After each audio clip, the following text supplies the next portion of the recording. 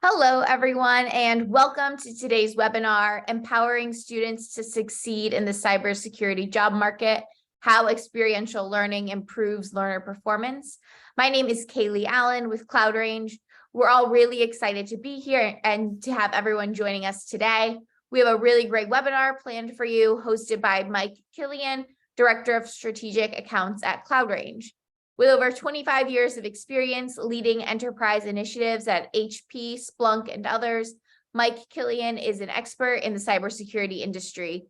He's also a pioneer of cyber ranges, having built and installed some of the first commercial ranges in the US. He has also helped implement the first educational cyber ranges, which became a model that other institutions continue to use. He has spoken at many industry conferences in the US and around the world. Before I turn it over to Mike, a little bit of housekeeping. The webinar will be 30 minutes long and a recorded version of this webinar will be available. If you have any questions throughout the webinar, please use the Q&A button on your Zoom toolbar, and Mike will answer questions at the end of the presentation. Without further ado, let me hand this off to Mike Killian. Well, thank you, Kaylee. That's an amazing introduction. I don't think I deserve all the accolades, but I do appreciate everyone joining for today's webinar. We've got a full plate, and we're going to discuss today a few things, right? Cybersecurity is very unique compared to some other disciplines, so we're going to dive into why those differences exist, right? We'll talk about what employers are looking for in candidates, walk through a model that we find works very, very well for experiential learning, and talk through some best practices. At the end of the day, what we're trying to do is we're trying to frame out, how experiential learning benefits a student's ability to succeed, not really only in the college program, but also ultimately to get a job and ultimately succeed in that position. So cybersecurity is really different compared to many disciplines. And industry and policymakers have recognized that. And there's no wonder why, because it's obvious national security implications are at stake. But as a result of that, there's been almost a straight line of funding that really goes all the way back through from Clinton, really into Bush and Obama, up through Trump and now into the Biden administrations, almost a 45-degree line of funding, and we don't see any reason why that's going to stop. And obviously the reasons for that is the national security implications, right? But there's some foundational policies that have come out of that because of all that funding. One, there was the Cybersecurity Information Act of 2015, which says certain types of information must be shared, right? When a breach occurs, you must share certain information. That's really foundational to how we do education. But the biggest thing for us is really the NIST-NICE cybersecurity workforce framework. And quite honestly, it really forms a blueprint of how cyber education should be done, at least according to the government and industry experts. And this is really important because we all need to be communicating on the same level. We need to be sharing the same type of data. We need to be using similar metrics, especially when we see cyber attacks becoming, so prevalent in the world today. We've all experienced some kind of breach, probably, right? We've had our credentials stolen through online, means, and that's bad enough. We may even be getting some kind of free credit monitoring. But the world is changing, and the world continues to change. And because of these types of attacks that have happened, and we're getting the free credit monitoring because we've had our data breached, consumers are really aware of cybersecurity. That helps the funding, by the way. So it doesn't go away. But the problem is that our nation's adversaries have gotten really, really good at how they attack us, and they're getting better. And so there's been a shift toward forward-leaning regulation. Specifically, the Cyber Incident Reporting for Critical Infrastructure Act of last year. And the purpose of that act essentially is this. Listen, our data getting stolen is bad enough, right? But when you have power plants that go down, major infrastructure grids that that are compromised, lives can be lost. Just this month, we had a balloon that floated over the United States from China. Now, what was that balloon vacuuming up? What data was it getting?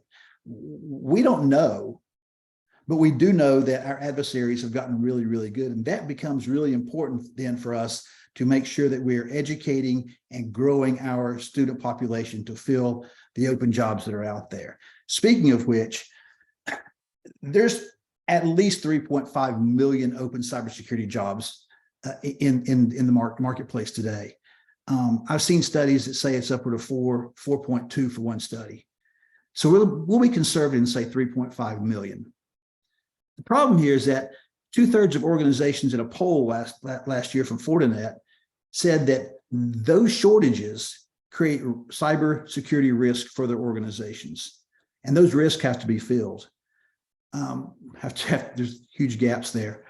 Over half of the organizations polled in an ISACA security poll last year state that their cybersecurity teams are understaffed. And as a result of that understaffing, they're having difficulty retaining their employees. The reason for that's pretty simple. People are having to wear multiple hats, do multiple jobs. Folks are getting burned out. And when you get burned out, you do one of two things. You either jump to another company where you might be less burned out, or you find another career path. That's why there's so many cybersecurity jobs that are out there. A big reason for it, because folks that do have the positions are getting burned out. The result of this is that poor training is hindering the company's ability to protect themselves from these risks. What's interesting is that employers demand hands-on experience. You can do a simple Google search, LinkedIn search. You can go to Indeed, and you could look for SOC Analyst 1. And I'll bet you'll find a bunch of opportunities out there that'll say they need 3 years of experience. Well, how in the world can I get 3 years of experience if it's entry level? So it's a chicken and egg thing, right? 73% of folks polled by ISACA last year, same study, said that practical hands-on experience is the most important cybersecurity qualification. What's interesting here is that, if you can see the slide, that's higher than industry credentials.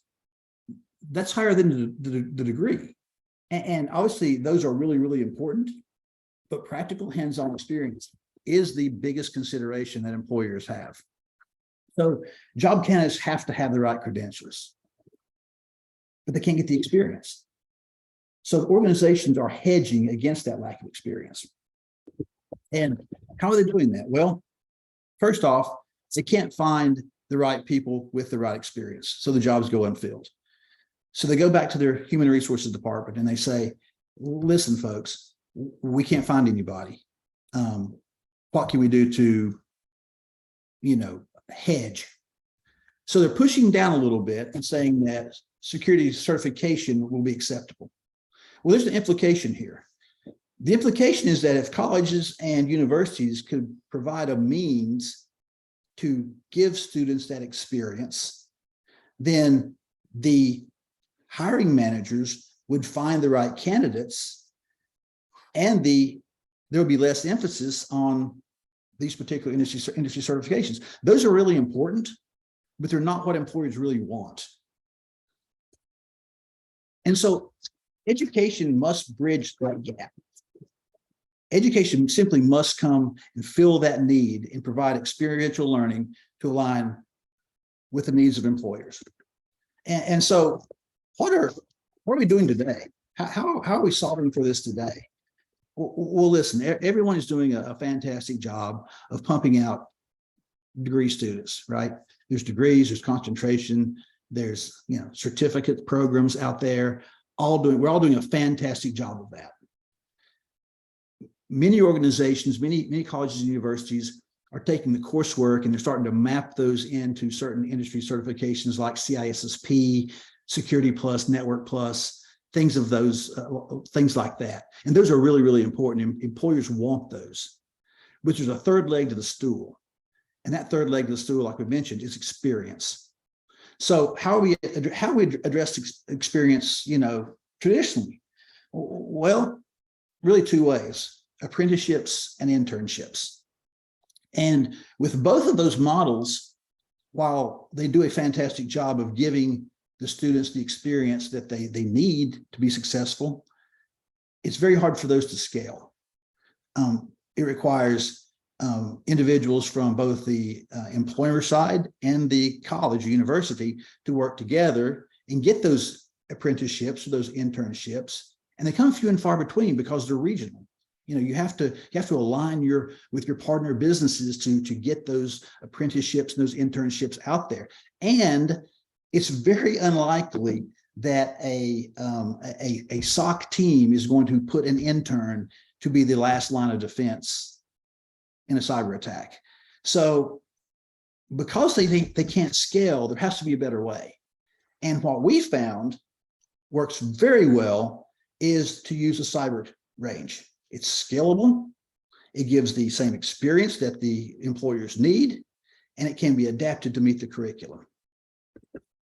So when I talk about experiential learning, we have a mixed bag of folks on the call here. So I'm going to take a step back and really talk about what I mean by experiential learning, right? It's learning by doing, right? It's kind of like learning to drive. It's been around for a long, long time. But if you think about when you were learning to drive, there were certain things that you had to do, right? You had to, know the rules of the road. You had to know how to put the gas in the car, pump the tires up, turn it on. If it was a straight drive, you need to figure out how to use the clutch, all the things that you would need to drive. Are you a driver? Well, you've gone to, in my case, the state of Georgia and gotten my driving certificate. Am I a driver at that point? Well, according to the state of Georgia, I am. I can get on the road, but I'm not a driver at that point. I'm not a driver until I actually go by myself, get on the road, deal with other drivers who are out there, obey the stop signs and stop lights, the traffic rules, right? What happens when I'm driving in fog for the first time? Right? All of these things, make me a driver. It's that experience that turns me into a driver. And so that's what's meant by experiential learning. So it forces students to think critically, to problem solve, to evaluate and take risks with their education. It's all about hands-on projects and activities. Another term for it is work integrated learning. So let me take a step back just for a moment and talk about driving for a moment. When I first got my driving license, I had my permit. I was in high school, and I could drive myself to school and back. And it wasn't too long of being in the car, driving in the morning, and I hit a patch of black ice, and I spun around. So I didn't adjust right. I'd never experienced that before. And fortunately for me, there were no other cars on the road.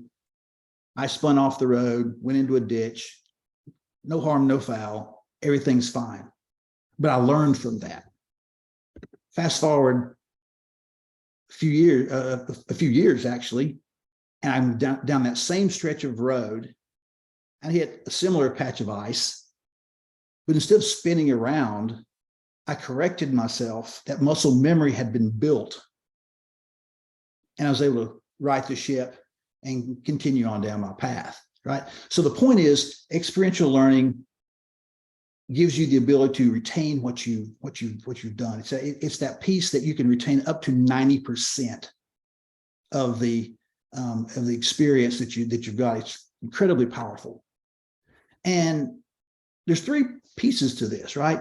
Number one, experiential learning must mirror reality, right? It's a safe learning environment. It's outside the workplace. Students can take risks, they can make mistakes, they can learn from them. It teaches specific principles and practices. Second piece, it's predictable learning. So the value here is you take the coursework that you've got, you map the experiential piece into that coursework. And so as the students are learning along the way, they're also gaining that valuable experience that employers need. It's showing them how to win.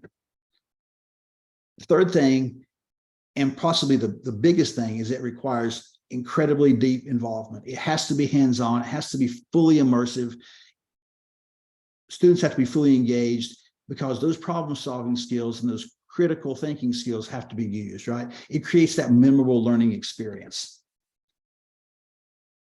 But the thing that helps me out, going back to the driving analogy, is once I got through that second time where I hit that black ice, I had successfully navigated that situation. My confidence was through the roof. I felt like if I encountered black ice again, I'd have no trouble. And students are the same way. So once they go through a series of missions or learning activities, learning by experience, they gain incredible amounts of self-esteem. And as an employer, you know that student has gone through those exercises and can do the job post-graduation. Curiously, 3/4 of all students polled in this particular study say that experiential learning increases their job optimism. And by that, what I mean is that it's that their ability to get a job after college and be successful in that role. The problem here is that only 2% are actually getting meaningful EXL opportunities. So it's incumbent that we change the game a little bit. And Gartner agrees. So in a study that was done a few years ago, there was only a few enterprise organizations that had cyber ranges, mainly because cyber ranges back then were really expensive. They were typically on-prem. They were hard to build. It took a lot of effort to get them up. That's changed. And so even by last year, the number's gone from 1%, maybe up to 15, possibly even higher, of enterprises use those ranges to develop their own security teams. So what is a cyber range specifically? What do I mean when I'm talking about cyber range? That term gets batted around a lot, and frankly, it's about as clear as mud sometimes. But in this definition, when I talk about cyber range, what I'm talking about, it's an interactive technology platform the students can use to learn to defend against attacks the same way they would on the job. It uses the same technologies they would see in the marketplace, in the workplace, so they gain experience with those technologies. If it's a SIM, it's the same types of SIMs. It's Splunk, it's QRadar, it's all the things they would see in the workplace. If it's EDR, it's CrowdStrike, it's SentinelOne, it's those types of technologies. And for education, it's a means to manufacture that real world experience, to improve the curriculum and the student experience. There's a return on student investment, and a cyber range is a great way to improve that. So there's a lot of uses for cyber ranges that go beyond really what we're talking about here. I mentioned that ranges have been around for a while. The original use case for ranges were around sandbox testing. And typically they were used by large government organizations or nation states. And it's because they were so expensive to build, they were typically on-prem, and they just couldn't be used for very much.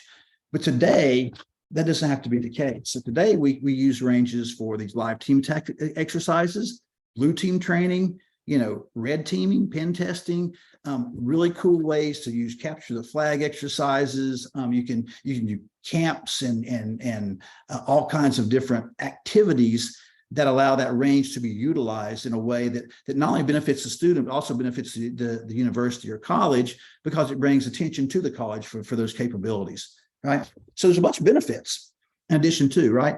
One of the key benefits is that learning never stops. And by leveraging a range, as a teaching professional, you can train up yourself so that you can then better prepare your students. It's also, for a lot of folks, it's also easier to get that accreditation, such as CAEs, and so on and so forth. A lot of times ranges are used for assessments of skill attainment, capstones. There's B2B opportunities, camps and competitions, like I mentioned, a lot of benefits for a range in and of itself, right? But the range in and of itself is just a range. In order for that range to be successful, in order for it to have that experiential learning piece, you really have to have these bullets that are highlighted here. Content is absolutely key. And by content, I mean The attacks have to be fresh. They have to be up to date. They have to be relevant. And it's not easy to build those. So you almost have to have those developed for you. And you need some kind of LMS, some kind of way to gauge what comes next, right? Because otherwise the assignments tend to get blurry. So you need to have a rote way, and that should probably integrate with the LMS that you already have. That way you can track progress and metrics. Those tools I mentioned, they have to be customized. The range needs to be, a simulated environment that uses the tools that they have in the marketplace. And those, it's absolute must. Otherwise, the experience is not quite as good, right? I mentioned the NICE framework, and literally everything that the government says needs to be done for cyber skills education needs to map to NICE. NICE really breaks down things into knowledge, skills, and abilities. And by knowledge, it's the things we're doing today. It's classroom theory, it's the certifications, micro-credentialing. Skills are the things that are required to become better at specific activities. If you're a football player, for example, you need to learn how to run, to catch the ball, to pass the ball, things of that nature. Those are individual skills that you have to develop, right? Beside the knowledge of the game, right? The abilities piece are really the focused team collaboration. It's those experience pieces that we've mentioned so much, right? It's when you get into the live game and actually do a scrimmage. It's when you get into the car and turn it on and drive down the road. It's those experience pieces, the abilities are really what the employers are truly looking for. So the idea here is let's turn students into employees.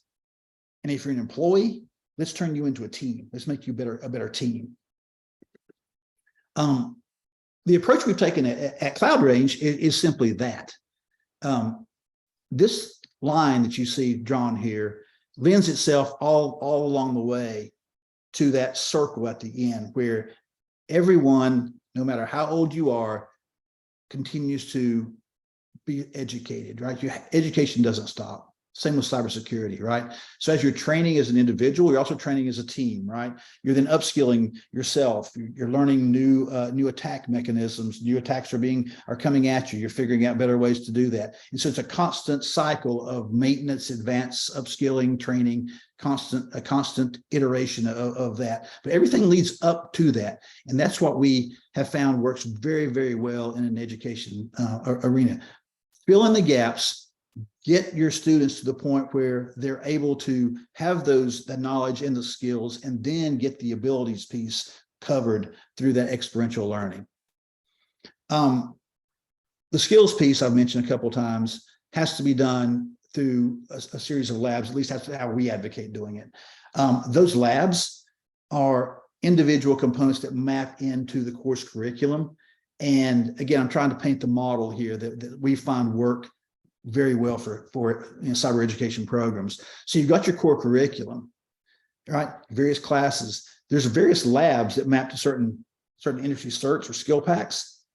Take those labs and pull those into the course framework, and that gives students the ability to upskill themselves as they're learning the course knowledge. Also, after you get into a place where you're doing team missions, you'll find there's gaps that need to be filled. These labs help fill those gaps, but it's very self-oriented, right?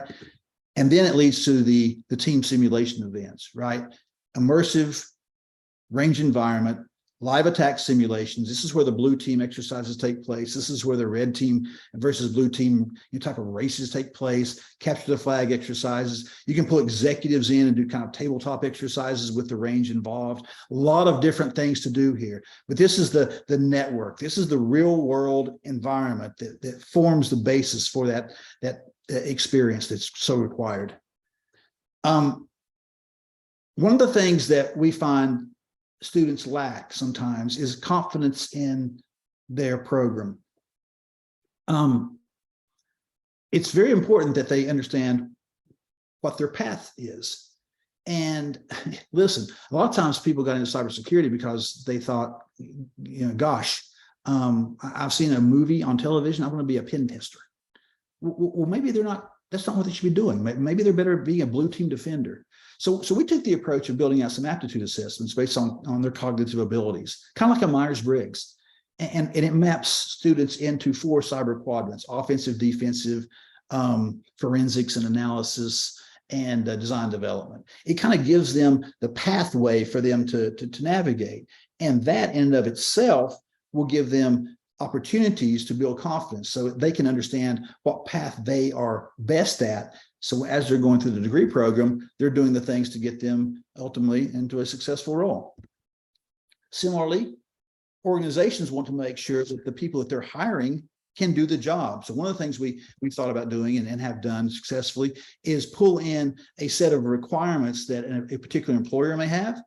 And that way the student can go into the range and kind of prove what they've learned. It becomes a validation of the experience that they have from the program and from the range activities that they've gone through. It validates the experience. And the employer can look at that and say, yes, this person's able to do the job. You know, it also gets your organization, your college, university, a lot of awareness on where there could be some gaps in your learning or where you're doing a great job. It's a fantastic way to kind of test yourselves as well, right? So listen, you know, we're coming to the bottom of the hour here, but cyber education, especially experiential learning, is an iterative thing. And we found from Cloud Range and working with a lot of different colleges and universities, some things that work really well, right? Here are 10 commandments that have been put together, and they're valid, right? The first thing is that you want to take the experience and make them really purposeful. You really want to map out the core curriculum that you have and make the assignments meaningful, right? A range is a really cool thing for the university, and it's also very cool for the students because they get that education, but make it fun, right? Make it involve the students, get them plugged in. And as you go through the missions and those missions complete, really recommend that you do we call it a post-mission debrief. It can be called a lot of different things, but essentially it's where you sit down with the students and you go through the activities that have been done. Oftentimes there's a lot of learning from that post-mission debrief. Design the missions for relevance, right? And allow for uncertainty and ambiguity. Oftentimes students learn better when they don't succeed out of the gate. Don't make the range missions linear. Make them fluid, right? And learn alongside your students. If you do that and you work with your students holistically, right? And you understand that learners are all the same, so treat everybody a little bit differently. Enjoy the flexibility. It'll be a great program, trust me. So we've reached the bottom of the hour. I appreciate everyone's involvement. I'll pause for questions. I can hang around for as long as you guys need. Otherwise, I'll turn it back over to Callie. Great. Thanks so much, Mike. I do see a question that's come through the chat. I have a couple here. So if everyone is able to hang on for a little bit, we'd love for you to stick around, but if not, we totally understand. And like I said at the beginning, you will receive a recording of the webinar. But first question, how can we access the Cyber Range platform? How much for individual access, and can we see the features of the platform? Great questions. I'll take them individually. So access for us, for Cloud Range, access is, as the name would imply, cloud-based. So what we do is we provide a URL, a link, and students access the range through that link. So it's 24/7, 365 access. As long as you've got a modern browser, you can get into the range. Getting into the range and doing exercises on the range are quite a different thing. One of the things that we advocate doing is kind of I call it a crawl, walk, run approach. Whereas you want to make sure the instruction, the missions themselves are done in a way so the students have direction. Going into a range and just playing around, probably there's some value in that. It needs to be structured. Just like you would have a scrimmage in a football game, you need to have the range mission also structured. And so we provide instructors, we call them attack masters, range masters, and they will either train the teaching staff on how the mission should be run, develop the playbook with you, kind of walk you through how it's done, and they'll sit alongside with you if you want to, or they'll completely train you and turn it over soup to nuts, and you guys can have at it. The thing about a range is it's a sandbox. Yeah, that value proposition hasn't changed from the time ranges were first created. What has changed is how you use the range and how you can get value in the range from other use cases. And so accessing the range is a real key component, because listen, we don't learn by going to a classroom exclusively anymore. Like when I was growing up, most of the learning these days is as we all know, it's online. And so you need to be cognizant of that, and the range needs to support that. Kaylee, any other questions? Yeah, I have a couple other questions here. Can you talk a little bit about what it takes to implement a cyber range program in a school? How long is that set up? Oh, the length of time varies, no doubt about it, because what you want to do is you want to map, especially the labs, and well, emissions too, but you want to take the labs, you want to map those into your coursework. Getting the environment stood up now doesn't take but just a few days. That's easy. What isn't easy is making sure that you're getting the right labs and content mapped together. That's something that frankly we do a lot of, because we work with a lot of colleges and universities, and we see that to be something that is interactive. So it can go on. It can take a couple of weeks, or it can take a couple of months. But the good thing is it doesn't take the couple of years like it used to. Great. Anything else, Kelly? Yeah. Can you explain a little more about how students engage on the cyber range and what or how they learn? I'm sorry, I kind of missed that. Yeah. Can you explain a little bit more about how students engage on the cyber range and what/how they learn? Right. Yeah. So how do students engage on the cyber range? Well, I can speak to how I've seen it done in the past, and I can speak to how what I find works well and what we do here at the Cloud Range. So a mission is well defined, and there's typically a role assigned to that student. Maybe it's SOC Analyst 1, SOC Analyst 2, admin.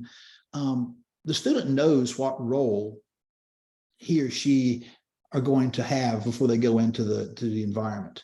They know the mission. They know what's going to happen. A playbook is established. So the student then gets into the environment, right? The attack master says, okay, here we go. We're going to launch the attack.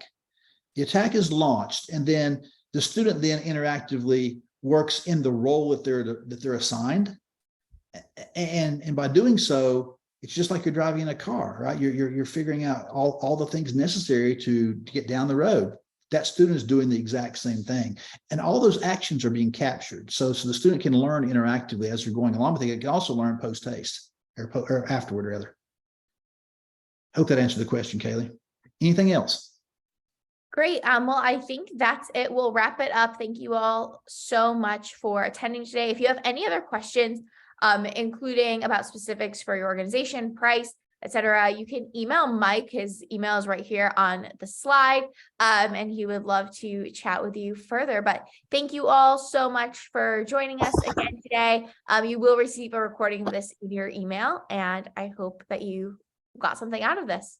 Yeah. Thank you, everyone. Thank I hope you, Mike. it's worth your time. Have a great day.